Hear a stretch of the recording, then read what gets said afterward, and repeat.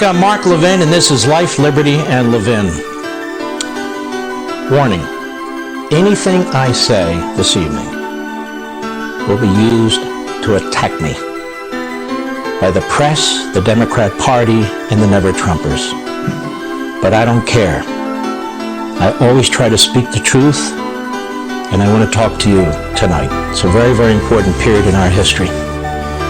I don't have any conservative on this network, any, who has done anything but condemn what took place on Capitol Hill the other day. It was outrageous, breaching the walls and the security of the Capitol building, 14 Capitol Police injured, a woman shot dead. That's not who we are, and those people who did that are not us. There were hundreds and hundreds of thousands of people who came out to march in support of the President of the United States. Hundreds and hundreds of thousands of people, and now they're all being accused of violence. They're all being attacked. They're all being painted with the broadest of brushes. Why can't we focus on the hoodlums? Why can't we focus on the people who actually did this? We need to find out who they are. We need to prosecute them. We need to know all about them. Why is that so controversial? I went back and I listened again to the President's speech. Not once did he incite violence. Not once did the President of the United States say, charge the Capitol building, breach the Capitol building. He said the opposite about peacefully protesting. Peacefully protesting. That's what he said. All of that aside for the moment, it's time to take a bigger look at this as far as I'm concerned.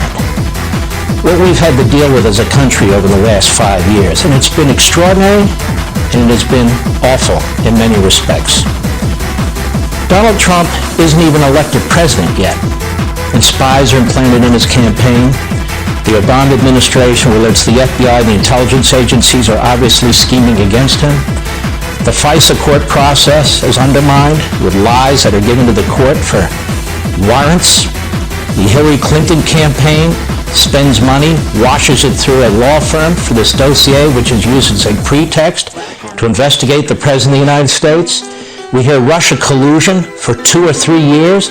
Another lie, the pretext of which was used to launch a criminal investigation that went on and distracted and undermined the presidency.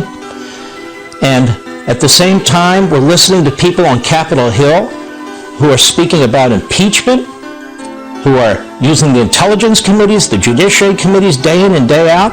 We have to listen to Adam Schiff and Gerald Nadler and other people day in and day out on TV accusing our president of espionage, of all kinds of horrific acts, treason, of selling out the dictators. This has an impact on a society. It has an impact on a people. And the media played not just a role, it played a leading role, constantly pouring fuel on the fire. And by the way, none of this excused what happened to the Capitol. But we need to look at the whole horizon of things that have taken place in this country. We have a newspaper, the New York Times, that pushes the 1619 Project. What is the purpose of the 1619 Project? It's being pushed into our schools now. The purpose is to undermine our founding. That's the purpose of the 1619 Project. We have basketball players and football players taking knees all over the place. Why?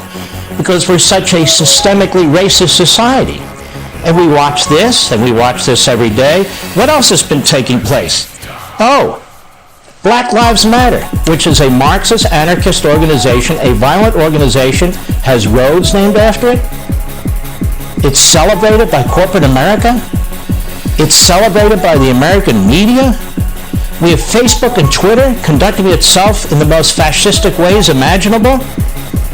We have 100 days of attacks on the federal courthouse, the Mark Hatfield federal courthouse in Portland. And the Speaker of the House analogizes the federal law enforcement that's trying to protect it to stormtroopers during the Third Reich, and she's not the only one. We have violence, the most horrible violence we've seen since the 60s happening during the summer. Monuments being pulled down and so forth, people being beaten, cops being beaten after the George Floyd killing. And the media downplay every bit of it. Every bit of it. Now, let's talk about an attack on our system of government.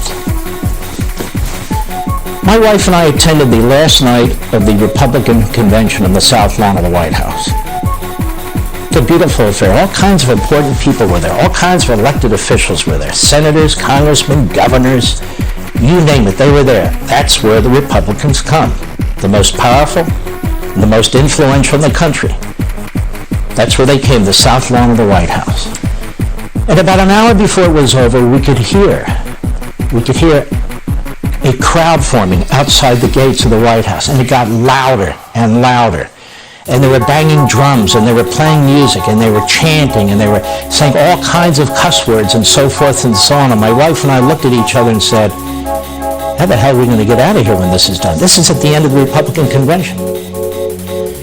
A big formation of police came. They had to show us the way out. We had to walk halfway around the town in order to try and find an Uber. But some weren't as lucky. They beat the hell out of some of the delegates who had left, who tried to get back to their hotels.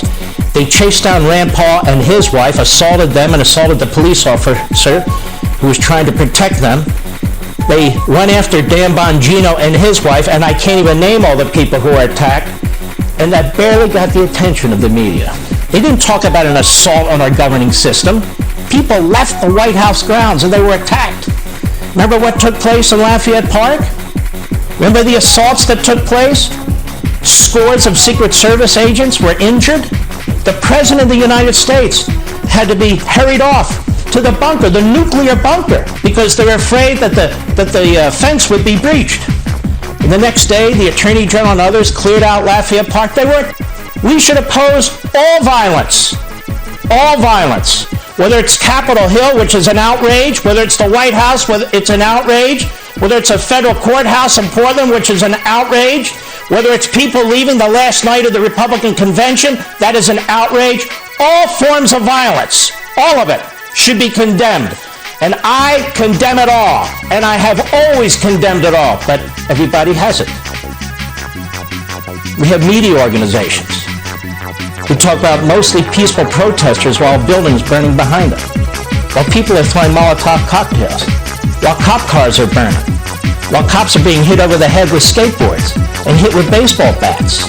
And you see these areas taken over in these various cities and so forth.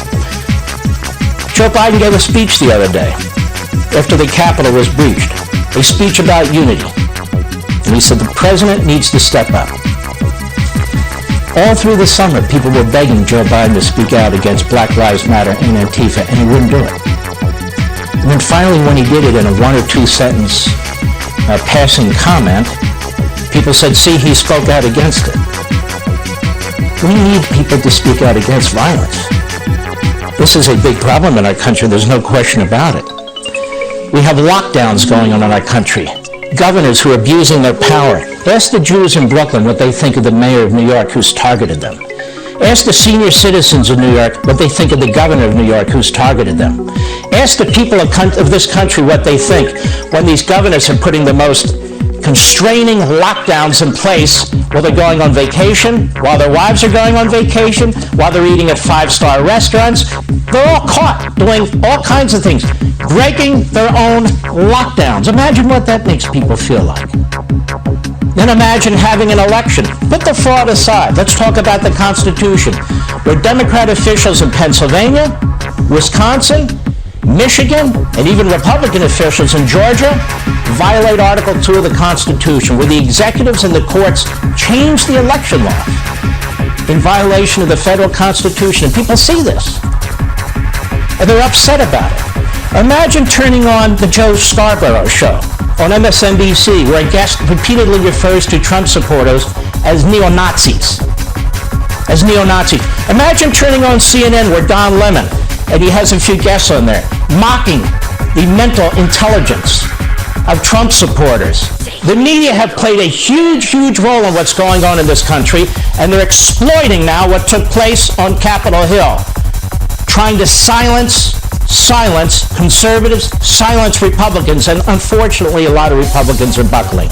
We need to speak out against violence. We need to speak out against what happened on Capitol Hill, or at the White House, or at the Portland courthouse. We need to reject all this violence. But what about the media? Here's the headline the next day after the breach of Capitol Hill in the New York Times. Trump incites mob. Trump never incited the mob. This is projection. This is projection. He never did that. Or the Washington Post. Trump mob storms the Capitol. There were hundreds and hundreds of thousands of people there. Trump mob storms the Capitol? That's an awfully broad brush. Or the Daily News, siege, president incites insurrection. President didn't incite an insurrection. Or the USA Today, pro-Trump mobs storm U.S. Capitol. How about thugs storm U.S. Capitol? How about lawbreakers storm U.S. Capitol? This is the way it can be reported. Here's the New York Post. Capitol invasion. Okay, fair enough. Here's the Washington Times. Assault on democracy. Okay, fair enough. We shouldn't downplay what happened on Capitol Hill the other day. We should be furious about what happened on Capitol Hill the other day. But either you're against violence or you're not. And so now the media and people like Adam Kinzinger and Chuck Schumer and their ilk and their like, what are they doing? They're exploiting the situation. They're talking about impeaching the President of the United States or the 25th Amendment 9 days before he leaves office. Do they even know what's involved in the 25th Amendment? So they double down, they triple down, they quadruple down. They're not going to change. Out of one side of their mouth, they talk about unity. Out of the other side of their mouth, they spit on people. 74 million people and more. They're not going away. Their concerns still exist. And then I see the Democrat leader in the Senate, Schumer, still talking about attacking the Supreme Court. Isn't anybody concerned about that? Nobody wants the Supreme Court attacked. Certainly not by the United States Senate. Attacking the voting system and the Electoral College. Packing the Senate with 4 more Democrats. Eliminating the filibuster so they can get through whatever legislation they want. Nancy Pelosi the other day eliminated 100 years of tradition, making it virtually impossible for Republicans to even propose legislation or amend legislation, even though she only has a 10 or 11 person majority in the House. It's 50-50 in the Senate. They have a very slight majority in the House, and their goal is to choke the system even further. And the media are trying to intimidate conservatives and constitutionalists by projecting onto them violence that occurred by reprobates and others who need to be tracked down and punished. So it seems that the lessons have not been learned. They certainly haven't been learned by the left, they certainly haven't been learned by the media, and they certainly haven't been learned by the never-Trumpers. I'll be right back. Welcome back, America. We have a great guest, Professor Charles Kessler, Claremont Institute fellow, and he's got a brand new book coming out. Very, very timely, very relevant to what's taking place. Crisis of Two Constitutions. What do you mean by that, Charles, and how do you apply it to the events that have been taking place over the last several years? Well, the two constitutions represent really two different visions of America. Of what justice is and what kind of justice America ought to be standing for, and therefore what kind of government we ought to have. The original Constitution, which is the Constitution that conservatives, broadly speaking, have been trying to revive in our politics, is a Constitution of individual rights, natural rights, limited government, popular sovereignty, and of the attempt to secure the safety and happiness of the American people first. The liberals' constitution is quite different. It's the progressive constitution, the living constitution it's sometimes called. And what that means is that their idea of justice is really not focused on the individual, it's focused on the group to which individuals belong. Theirs, going all the way back to Woodrow Wilson, is a philosophy of group rights. The leading groups have changed in that 100 years since the progressive era, and now marginalized and minority groups are, in a way, in the vanguard of the liberal coalition and the liberal view of American politics, not the Anglo-Saxons that Woodrow Wilson used to talk about. But still, you have a non-individualist and anti-individualist, in a way, foundation for all rights. And therefore, you need a constitution that can be continually adjusted to meet the emerging rights of a continually changing people. And that means separation of powers, federalism, checks and balances are negative things. They hold back the evolution of American politics. They hold back the progress in our politics, and they have to be overcome. And you can see that even now, let's say, in the last fight over this election. In a way, liberals look, I think, progressives look at elections in a slightly different manner. For conservatives, the voter is an individual. And the best kind of vote is one in which the individual is present and accounted for in the voting booth. He gives that vote individually, he signs it, he attests to it, and it is counted. Increasingly, I think, and this is very visible in the academy, and it's also beginning to be visible in the legal filings of the left. For the liberals, the voter is a presumptive voter. He's a representative of a group. And so you don't need to have the individual present to vote, or even signing, in a well-attested way, an absentee ballot. You can presume how black voters are going to vote or how poor voters are going to vote. And if you can harvest those ballots rather anonymously and process them, it doesn't really matter, because they're standing for their class. They have a class interest. You know how they should vote, how they ought to vote, and I think increasingly there are shortcuts on the left in moving from how they ought to vote to how they did vote or will vote.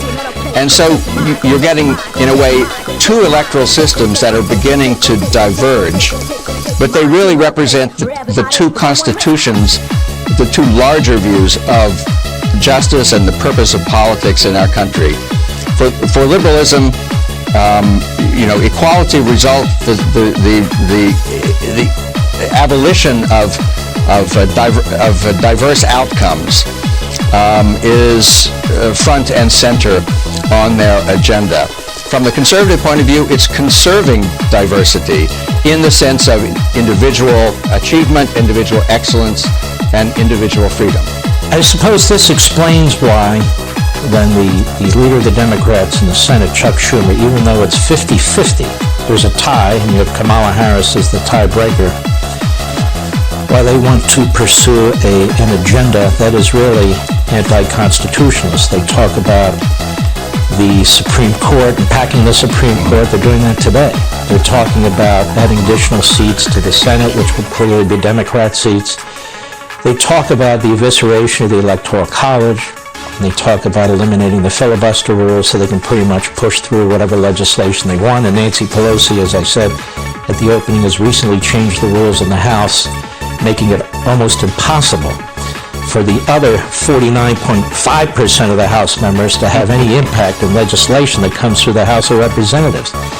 So, is it fair to say, and if you disagree, by all means do, progressivism is anti-constitutionalist?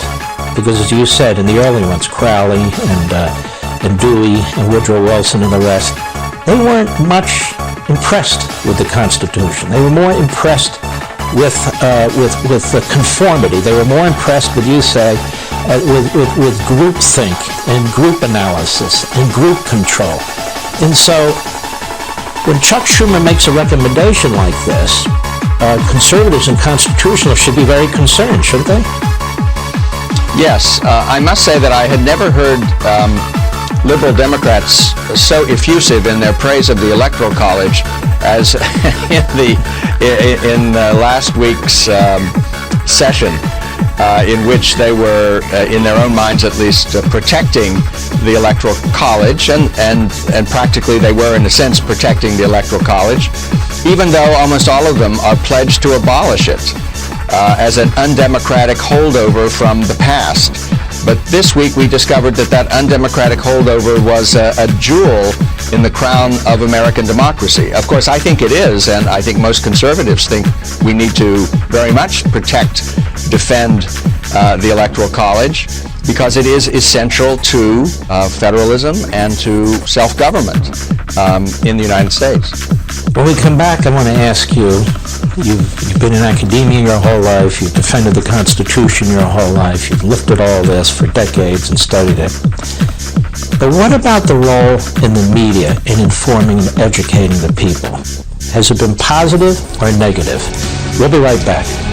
Welcome back, Professor Kessler. I'm focusing on the future of this country from today forward, given what's taken place in terms of proposals coming out of the Senate on the Democrat side, and incredibly influential, at least on a certain part of the population, are our media.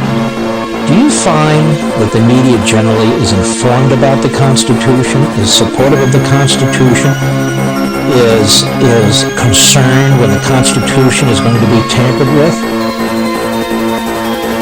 I would say they are opportunistically constitutionalist. When it involves the First Amendment and libel laws, of course they take a very principled position, let's say, in favor of press freedom. However, when it involves their own newsrooms and the power of the young woke reporters and editorialists at the New York Times and other major mainstream papers, they are absolutely subservient to the latest liberal line. And press freedom is not quite the same thing. It's not part of the process of ascertaining the truth. You know, one needs freedom for sort of John Stuart Millian reasons to find out what is really true and to test hypotheses against evidence. Rather, it is increasingly the application of a politically correct formula, not exactly an algorithm, but in a way a kind of political equivalent of that, in which freedom matters only according to its results. And therefore, freedom for me but not for thee is increasingly the attitude, I think, of the media.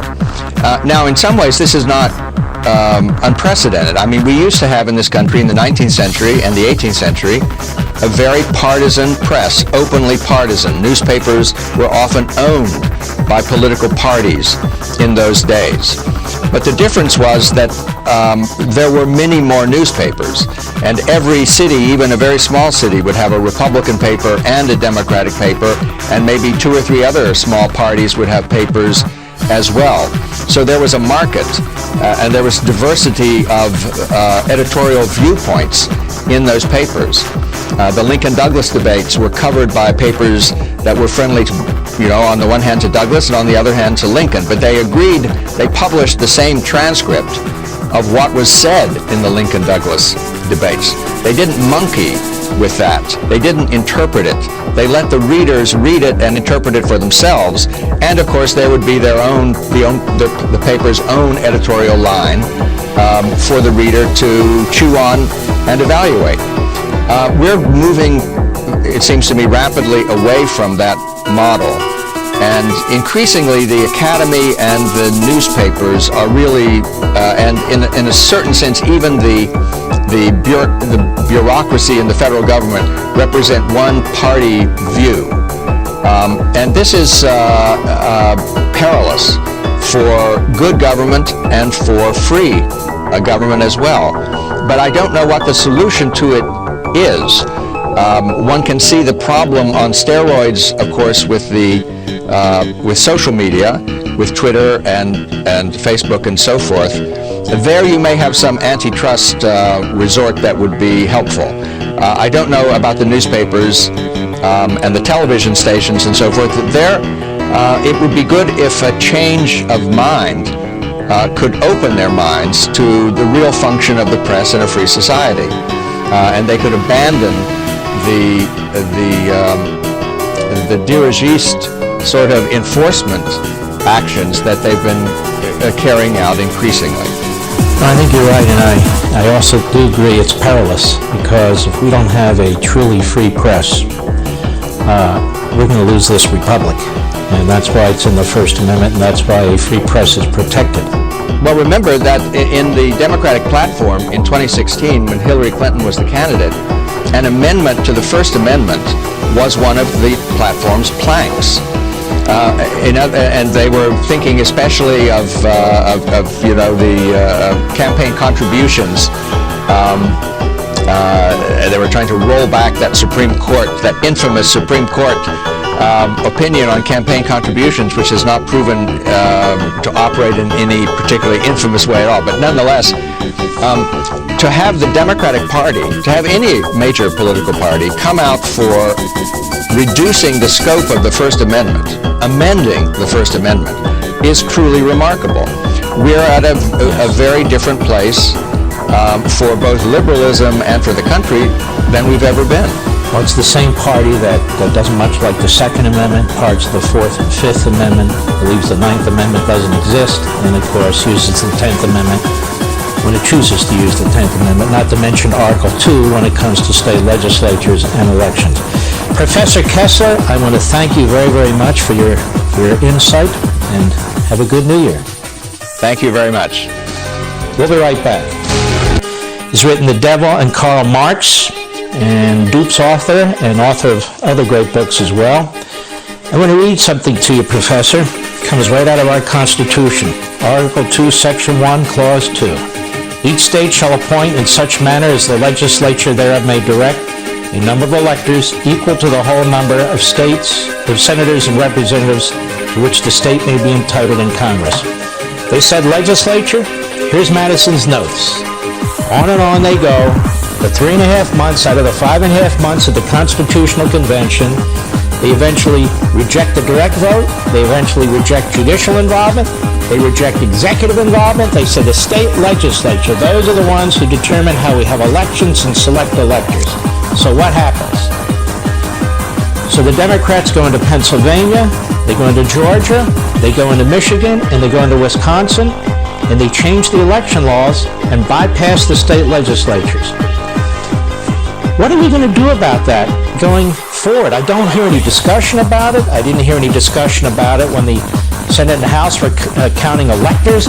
I hear Rand Paul, who is a very earnest man, saying we need to get to the legislatures and they need to change the laws. Well, if they change the laws and the executive's going to change it and the judiciary is going to change it, how do we fix this? Yes. Yeah, no, that's absolutely the key question. And you and I are both natives of Pennsylvania, me from Western Pennsylvania, you from Eastern, and me the Pittsburgh area, you the Philadelphia area. And we weren't surprised by this. And you had 5 partisan judges, Democrat judges, out of 7 judges altogether on the Pennsylvania State Supreme Court, which rewrote the election laws. And really, I mean, if the Pennsylvania legislature had found a way to stand up to this to begin with and stop this from happening, now, I don't know how exactly you stop it from happening, but one way you begin is by asserting your legislative authority. And the Pennsylvania governor is a Democrat, Secretary of State is a Democrat, Pennsylvania Governor Tom Wolf. Of course, in Georgia, the governor is a Republican. Secretary of State is a Republican. So it's kind of a practical, how do you stop something like this? I honestly don't know, Mark, but I mean, you literally might need to have the RNC hold like training seminars the next 4 years where they invite in Republicans from state legislatures to Washington or wherever to try to make sure that this kind of stuff doesn't happen, to teach them how to stop this legally, it's a good question. Let me suggest this, and I hope some of these justices on the U.S. Supreme Court are listening. The case was brought by the Republican Party of Pennsylvania, went all the way up to the United States Supreme Court. Associate Justice Alito looked at it twice. He told the Secretary of State to segregate votes. You have commentators saying those votes, the number of votes wouldn't have mattered. We're not talking about the number of votes. We're talking about following the Constitution of the United States. The Supreme Court let it sit there, which means they couldn't gather 4 justices to take up the case. Right. And that's the problem. The United States Supreme Court should have enforced the United States Constitution, Article 2, Section 1, Clause 2. The case was brought in October. It should have made abundantly clear to all states, governors, secretaries of states, and courts in those states, as well as other federal courts. The legislature sets the law. We are going to uphold that throughout the country. We do not wish to get involved in one party politics or the other party politics, but it is our job. It is our job to uphold the Constitution of the United States, and I think they helped contributed to the plight that we now face. What do you think? And here you mean the U.S. Supreme Court, not rather than the state Supreme Court. And a lot of this, I think Justice John Roberts bears a lot of responsibility for this. Based on deciding when to act, when not to act. He's afraid of appearing political, afraid of appearing partisan. He obviously is very worried about how the Roberts Court will be perceived not just in Washington, but also in history. And really, if he would have maybe done what he should have done in the first place, then maybe all of this wouldn't have happened. Now, again, it seems unfair to blame Roberts, and I'm not, for this, for all the states and every state, but certainly in the case of Pennsylvania, I think so. And I'm very concerned it's only going to get worse. I think there was a lot of pressure placed on the Supreme Court when Chuck Schumer announced that he intends to pack the court. And I feel that that was a direct threat against the United States Supreme Court that had an impact on their decisions not to take up at least 2 or 3 very, very significant cases that could have really helped the country. I think that the court now being with the addition of Amy Coney Barrett as well, the court packing issue, I think that became a threat. The justices saw that as a threat. And of course, this gets back to the constitutional issue. And as you were talking about with Dr. Kessler in previous segments, about how progressives view the Constitution and how conservatives view the Constitution. And you're now going to have, with a Biden presidency and a Biden Congress, at least with Kamala Harris as a tie-breaking vote in the Senate, you very well could see an attempt here at court packing. And I think that that alone should have prompted a lot of people to think about how they were going to vote in 2020, because that could be a very, very significant change in the Biden administration over the next 4 years. And progressives, I think, will do it. We'll be right back.